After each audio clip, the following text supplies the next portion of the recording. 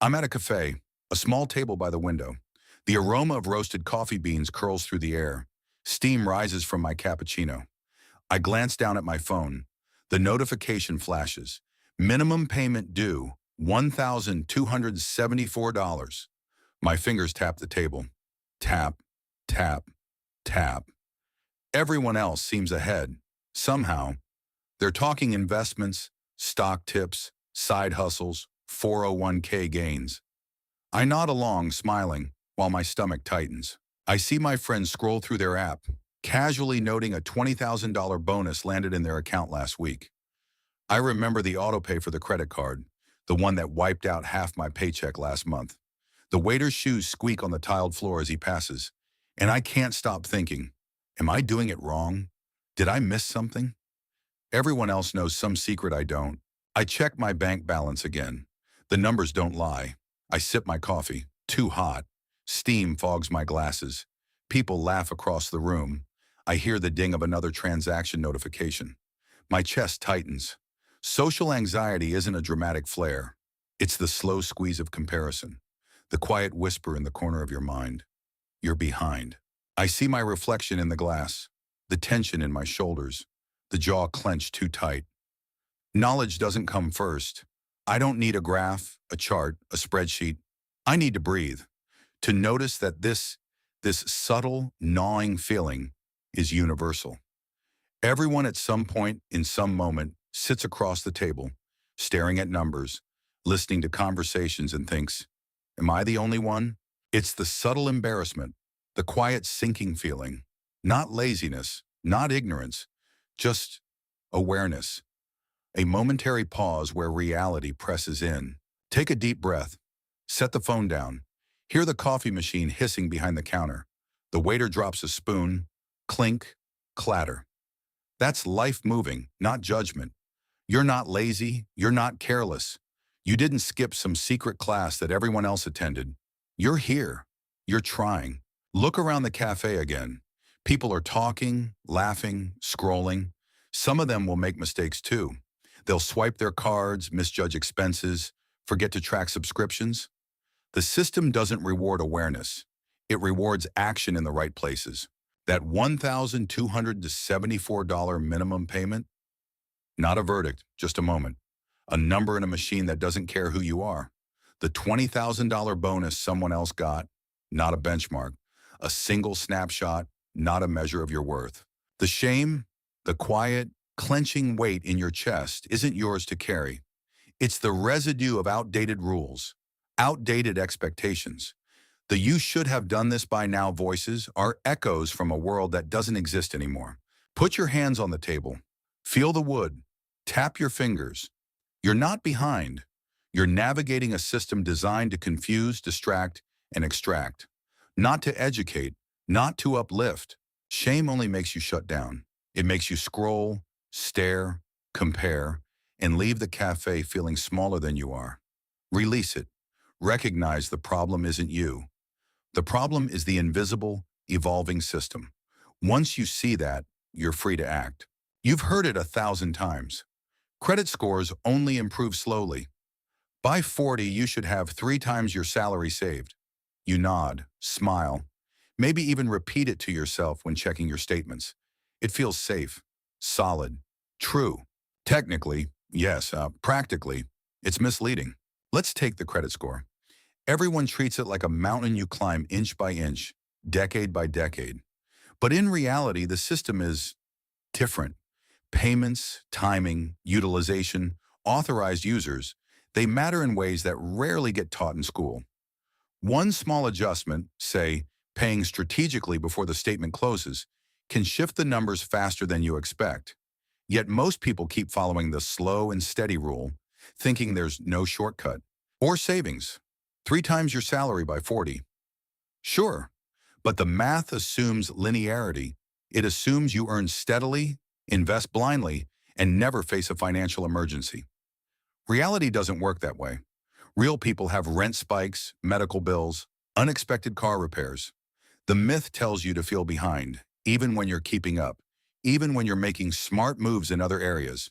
It's not about laziness. It's about outdated metrics. Numbers designed for a world that doesn't exist anymore. Once you see it, the frustration flips. You're not failing.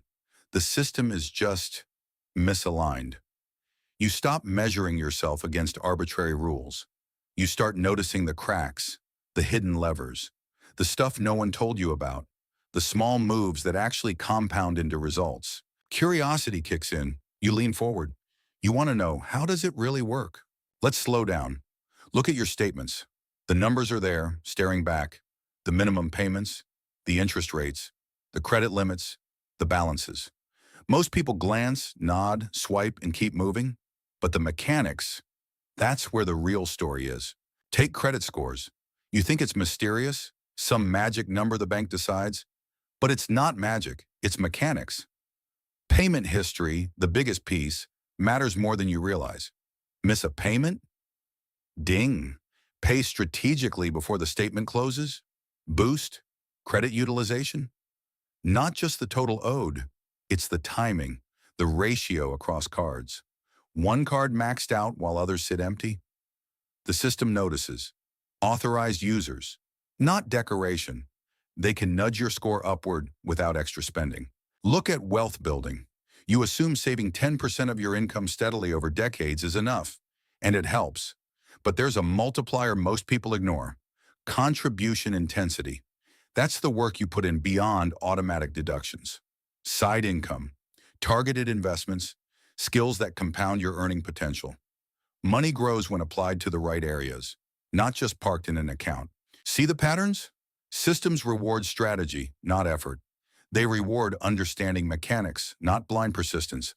Banks, credit agencies, employers, they all operate by rules, not arbitrary ones, logical ones, transparent ones, if you know how to read them. Now look at debt. Most people treat debt like a fixed weight, something to carry forever. But debt is a lever. High interest credit cards, crushing. Low interest, well-structured loans, tools. The difference isn't luck, it's knowing the parameters. Interest rate, compounding frequency, payment timing. Adjust even one variable, and outcomes shift dramatically over months and years. Income isn't passive either, not when you understand the system. Timing matters. Leveraging existing assets matters. Contributing consistently to the right accounts, automating wisely, redirecting small leaks. These small adjustments, repeated, compound into results that feel almost magical to someone who's been grinding blindly. No hacks, no gimmicks, just mechanics, real numbers, real decisions. Understanding replaces guesswork. When you see the system for what it is, transparent, rule-based, manipulable, you stop feeling lost. You start acting, slowly, strategically, and suddenly what seemed impossible starts to make sense. Meet Sarah. Ordinary apartment, 2 roommates, bills stacked on the counter, the faint smell of laundry detergent lingering. She scrolls her phone every night, watching friends' posts about vacations, bonuses, investments, shoulders tense, teeth grit. She's making the minimum payments, scraping by, wondering how anyone gets ahead. One evening, she sits at her small kitchen table, laptop open, bank statements on one side, notebook on the other. Coffee steams beside her, cinnamon lingering in the air. She writes down every outgoing dollar, not vaguely, not roughly, every subscription, every delivery app fee, every coffee run. Next, she tackles debt. Credit card balances sorted by interest rate. Highest first. She sets up automatic payments timed before statements close. Notices utilization percentages drop. Scores tick upward. Little numbers that suddenly feel like wins. Then she turns to investing. Not huge amounts. $50 here, $100 there, automated into low-fee index funds. She rotates subscriptions, one streaming service at a time, home brews coffee instead of daily runs, cancels delivery apps she barely uses. Savings pile up quietly. 6 months later, Sarah sits at the same table. Laptop open, coffee steaming. But this time the numbers tell a different story. $2,400 in extra savings. Credit score up 45 points. Debt reduced. The tense clench in her shoulders is gone, replaced by a lightness she didn't know she could feel. It's not magic, it's consistency, awareness. Small, measurable steps repeated over time. She didn't need a six-figure bonus. She didn't need a secret trick. She needed to see the system clearly, act deliberately, and track the results. The point isn't Sarah, it's you. One ordinary person, taking ordinary steps. Small changes stacking into meaningful progress. If she can do it, sitting at her kitchen table, with steam rising from a cup of coffee, you can too. Picture this. You're standing in your living room, bills on the coffee table, a pile of unopened mail to your left. The phone buzzes, notifications, bank alerts, subscription reminders, overwhelm. Eyes dart, shoulders tense, heart races slightly. You freeze. Stop, step back. The solution isn't doing everything at once. It's order, sequence, momentum. Step one, stop the leaks. Look at the subscriptions, the delivery apps, the coffee runs, the unnecessary premium purchases. Cancel, rotate, brew at home, small changes, immediate wins. You feel a little lighter, a little more in control. Step two, eliminate high-interest debt. Credit cards first. Those sneaky 20 to 25% interest rates, crushing. Pay them down strategically. Before statement closes. Targeted, not random. Your balance drops. Interest stops bleeding you dry. Relief, visible, tangible. Step three, build a buffer. Emergency fund. 3 months of expenses. Stash it somewhere you can access quickly, not in a high-risk account or tied up in a loan. Knowing it's there eases tension, makes decisions calmer. You sleep a little better. Step four, invest consistently. Small amounts automated. Low-fee index funds. Retirement accounts. Growth isn't linear, but repetition compounds quietly. You're planting seeds now that will flourish later. Step five, increase income strategically. Side hustle, skill upgrade, negotiation at work. Incremental, deliberate steps. Each action multiplies the impact of everything else. Notice the order, not random, not all at once. Stop leaks first, because more income without control disappears fast. Debt reduction matters before investing. Buffer before risk. Sequence creates momentum. Momentum creates confidence. By following the roadmap, you're not overwhelmed by dozens of actions. You're moving, step by step. Visible results stack. Every completed action fuels the next. The system, once opaque and paralyzing, now feels navigable. This is the roadmap that transforms anxiety into action, chaos into clarity. Small, ordered steps that build. One at a time. Sit down, take your laptop, open your bank app. The numbers scroll past. Feels endless, right? Decades of progress needed, you think. Retirement, savings, investments. Too far away. Too slow. But what if it wasn't? Look closer. Small shifts. Strategic timing. Automations. Paying off high-interest debt first. Rotating subscriptions. Home brewing coffee. Stopping unnecessary spending. These moves stack quietly. They accelerate results. The system compounds faster than most realize. Sarah, from the kitchen table story, didn't need 10 years to see change. 6 months of deliberate action produced measurable gains. Credit score up, debt down, $2,400 saved. That's not luck. That's mechanics. Meaningful change can happen in 90 days. Not perfect, not life-altering overnight, but real. Enough to motivate, enough to prove progress is tangible, enough to break the "it takes decades" mindset. And over a 25-year window, consistent, small actions grow into something massive. Not because you started early, but because you started correctly. Sequence, awareness, compounding. That's how wealth and stability accumulate. Time isn't the enemy. Misalignment and inaction are. Start in the right way. The clock works for you, not against you, when the steps are deliberate. Picture it. The notification buzzes again. Bills, alerts, subscriptions. Your chest tightens.